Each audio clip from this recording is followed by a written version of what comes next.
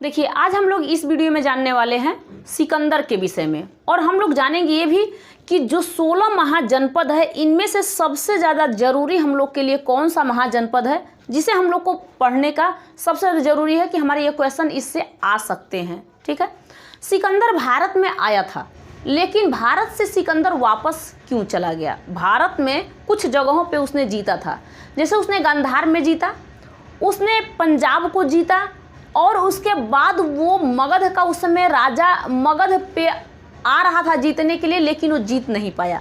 तो इस चीज़ के लिए हम लोग अलेक्जेंडर सिकंदर के विषय में समझेंगे पूरा टोटल। अब इसके बारे में आप लोग को पूरा ध्यान दे लेना होगा। सिकंदर जो था, सिकंदर, इसे विश्व विजेता कहा जाता है क्योंकि ये मेसोडोनिया का था। मेसोडोनिया से चलते हुए बहुत इलाकों को, बहुत एरिया को जीतते हुए चल दिया था। अपने बहुत सारे सैनिकों को, 8000 सैनिकों से उससे भी ऊपर सैनिकों को लेकर के ये पूरे एरिया को ये जीतते हुए आ रहा था। जितने भी से राजा मिल रहे थे उससे युद्ध करते हुए आ रहा था, और सोचा कि हम चलते हैं कहाँ पे?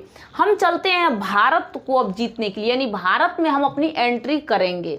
ठीक है, लेकिन भारत में जब एंट्री किया तब इसने कब किया था? भारत में 326 ईसा पूर्व में आया, और भारत पे आए, सोचा कि हम चलते हैं क्या करने के लिए? युद्ध करने के लिए। भारत को भी हम जीत लेते हैं। लेकिन इस भारत में सारे के जैसे अफगानिस्तान, पाकिस्तान, ये सब सारे के सारे भारत में ही थे। अखंड भारत ये था पहले, लेकिन इसे जैसे ही आगे आया ये, तो इसने गंधार के एक राजा थे, गंधार का राजा जिनका नाम था आम्बिक। इन आम्बिक को ये क्या किया? सिकंदर युद्ध करने पहुंचा तो आम्बिक ने अपनी अधीनता स्वयं स्वीकार कर लिया कि देखिए राजा सिकंदर, आपको मतलब आप विश्व विजेता हैं, मुझे पता है, और आप पूरे विश्व को जीतते हुए आ रहे हैं। मैं आपके आगे क्या हूँ? मैं अपना अधीनता आपके आगे स्वीकार करता हूँ, मैं लड़ नहीं सकता। जब इसने अधीनता स्वीकार कर लिया तो ये एरिया जो गंधार वाला एरिया है ये भी किसका हो गया? ये हो गया सिकंदर का, और उसमें राजा आम्बिक भी रहते थे। इसके बाद आगे बढ़ा तो ये पंजाब वाला एरिया, कुछ एरिया यहाँ पंजाब वाला था, और कुछ एरिया इसमें पंजाब, आज भी भारत में पंजाब है, आपको पता होगा। तो ठीक है, ये एरिया पे क्या किया कि यहाँ पे राजा जो था, शासक जो था, पोरस नाम था। इस पोरस को सिकंदर ने पोरस से युद्ध करके उसे हराया, यानी कि आमने सामने का युद्ध बहुत तेजी से चला हुआ था। और आपको पता ही है कि सिकंदर के पास सैनिक का कमी नहीं था। वो बहुत दिनों से, बहुत सालों से विश्व विजेता बन रहा था। विश्व विजेता था ही क्योंकि पूरे एरिया को जीतते हुए आ रहा था। और जैसे ही इसने पोरस को हराया तो पोरस ने पोरस को दोस्त बना लिया। पोरस को जैसे ही दोस्त बना लिया तो ये दोनों एरिया किसका हो गया? ये भी सिकंदर का हो गया। ये भारत में आता था। अब सोचा कि हम चलते हैं कहाँ पे? मगध। मगध का जो शासक उस समय था उसका नाम था धनानंद। क्या नाम था? मगध में जो वंश चल रहा था वो नंद वंश चल रहा था। वहाँ नंद वंश का संस्थापक थे महापद्म नंद, और महापद्म नंद का बेटा ही धनानंद था जो अगला शासक बना हुआ था। महापद्म नंद जैसे ही खत्म हुए तो आ गया नंद, धनानंद, ये राज करने लगा था मगध पे। ये बात किसको पता चला कि सिकंदर आ रहा है? सिकंदर जैसे ही एंट्री कर दिया तो यहाँ पे तक्षशिला में अध्यापक थे चाणक्य। तक्षशिला है, तक्षशिला में अध्यापक थे चाणक्य थे। कहाँ पे? ये जो गंधार में तो पहले आई गया। गंधार का जो राजधानी था वो तक्षशिला था, और तक्षशिला में अध्यापक चाणक्य थे। और चाणक्य को पूरा पता चल गया कि यहाँ पे आम्बिक तो अपना अधीनता स्वीकार कर लिया, अब ये पहुँचने वाला है मगध पे। जैसे ही मगध में पहुँचेगा तो ये पूरा मगध को जीत लेगा, यानी पूरे भारत का, मतलब संपूर्ण, यानी कि अखंड भारत को ये क्या करेगा? जीत लेगा। इसलिए चाणक्य चल दिए, तक्षशिला से चल दिए मगध में। और मगध का उस समय जो शासक था जिसका नाम था धनानंद, और धनानंद से कहे कि धनानंद, मतलब मगध पे हमला करने के लिए, मगध को जीतने के लिए आ रहा है सिकंदर, आप सावधान हो जाइए।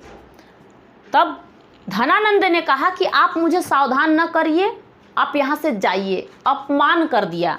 और जब चाणक्य थोड़ा सा और आवाज़ उठाए और बोलना स्टार्ट किए कि तू घमंड में है, तू चूर, तू क्यों नहीं समझता है किसी की बात, आपको समझना चाहिए।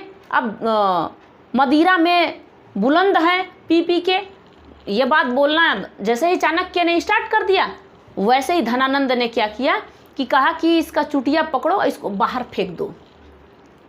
ये बात चाणक्य को अच्छा नहीं लगा और चाणक्य ने क्या किया कि उनको बोलने लगा कि देख सिकंदर से पहले तू मेरा दुश्मन है, मैं तुझे ही दुश्मन मानता हूँ, ठीक है। और बाहर निकला, मतलब चाणक्य बाहर निकले और बहुत तेज़ी से बोलने लगे। चाणक्य की कूटनीतियाँ बहुत सभी लोगों को पता होगी। तो इसी तरीके से चाणक्य ने कहा कि मैं तुझे बर्बाद कर दूंगा। तो धनानंद ने कहा कि बर्बाद करने वाले इसे सूली पर लटका दिया, यानी फांसी उसे दे दिया जाए। इसी में एक 12 साल का लड़का, 12-13 साल का लड़का जिसका नाम था चंद्रगुप्त मौर्य।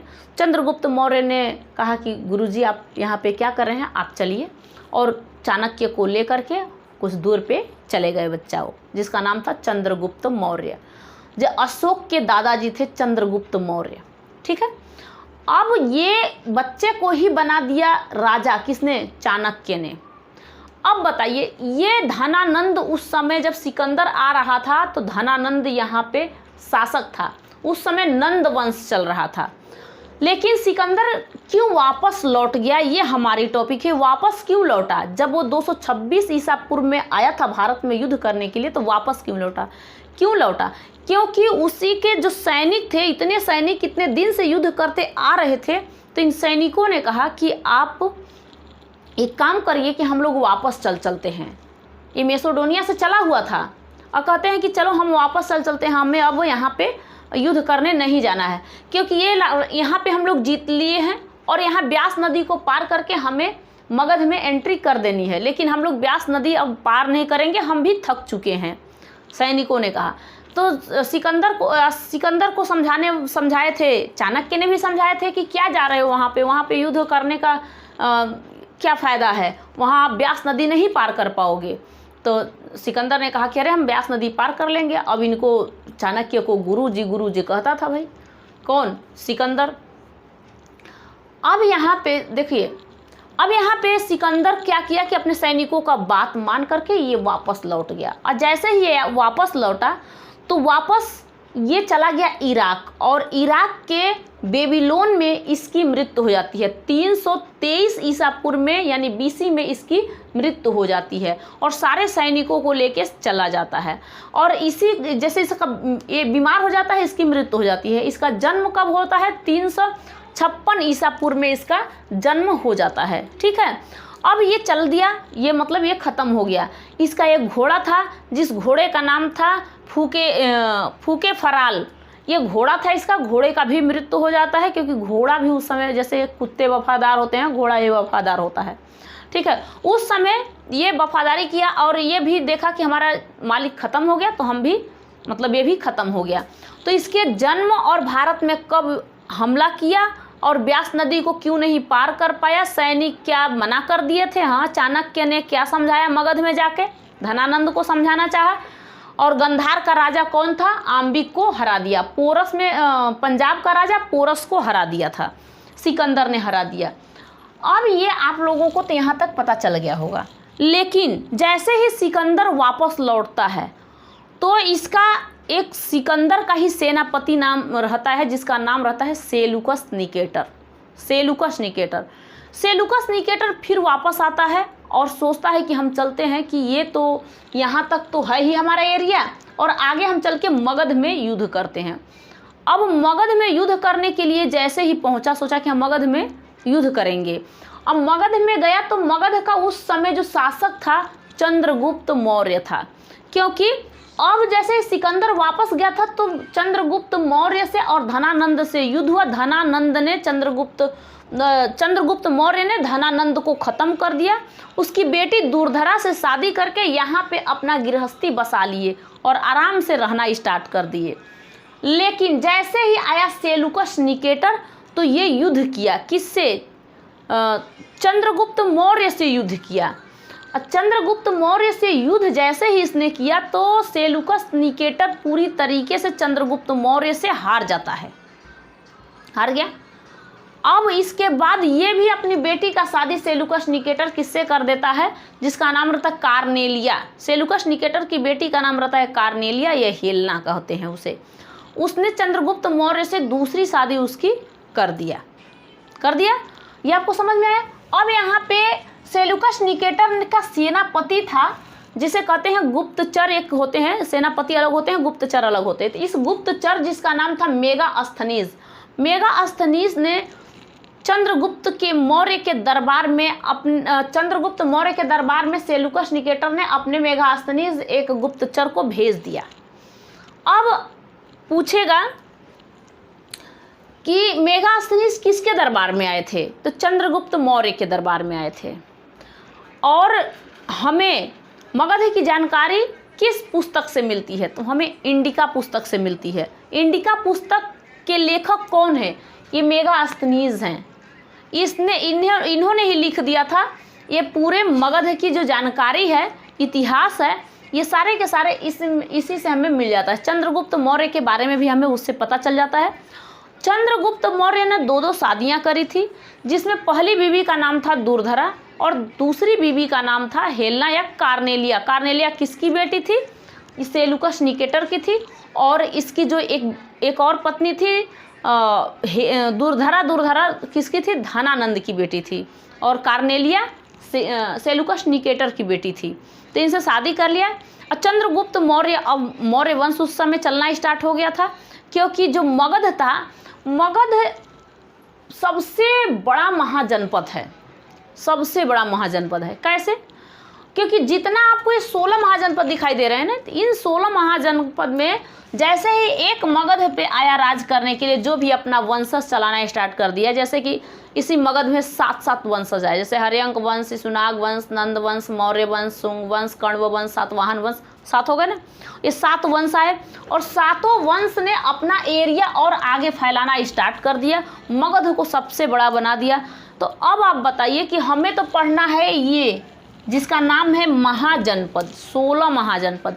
क्या हमारे लिए सबसे ज़्यादा जरूरी है 16 महाजनपद है, 16 महाजनपद की राजधानी है ना। हमें कुछ महाजनपदों के विषय में देखना होगा, जैसे कि मगध की राजधानी राजगृह, हमें वत्स की भी ज़रूरत है, कौशाम्बी, कौशल, श्रावस्ती, ये सब की ज़रूरत है, काशी, वाराणसी, अंग के बारे में ज़रूर पूछता है, जैसे चंपापुरी इसकी राजधानी है। मल्ली की राजधानी कुशीनगर है। कुरु की राजधानी इंद्रप्रस्थ है। पांचाल की राजधानी फर्रुखाबाद है। मत्स्य की राजधानी विराटनगर है। सूरसेन की राजधानी मथुरा है। अस्तका की राजधानी पोटाली है। अवंती की राजधानी उज्जैनी है। गांधार की राजधानी तक्षशिला है। कंबोज की राजधानी राजापुरा है और छेदी की राजधानी बुलंदखंड है। अब ये आपके लिए क्या ये ज़रूरी है, सबको पढ़ना चाहिए आपको ना। एक तो पहले कंबोज के विषय में ज़रूरी है कि कंबोज के विषय में जान लीजिए, गांधार के विषय में जान लीजिए, क्योंकि वहाँ से गांधार के विषय में पूछेगा, क्योंकि गांधार के जो तक्षशिला था, इसी तक्षशिला में चाणक्य अध्यापक थे, इसके बारे में। अब इसके बाद में अंग के बारे में, अंग को जीतने वाला भी एक व्यक्ति था। अवंती के बारे में, अवंती को किसने जीत लिया था, अवंती का जो राजा था, तो राजा मतलब ये जीता नहीं था। जैसे मगध का एक राजा था जिसका नाम था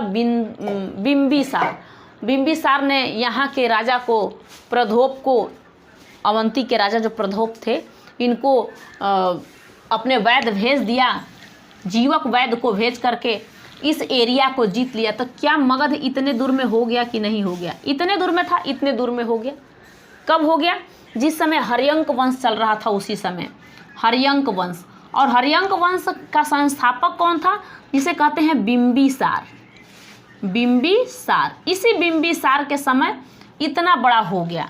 अब इसी बिंबिसार का बेटा आता है अजातशत्रु का बेटा आता है उदयन, और उदयन के बाद आ जाता है नागदशक।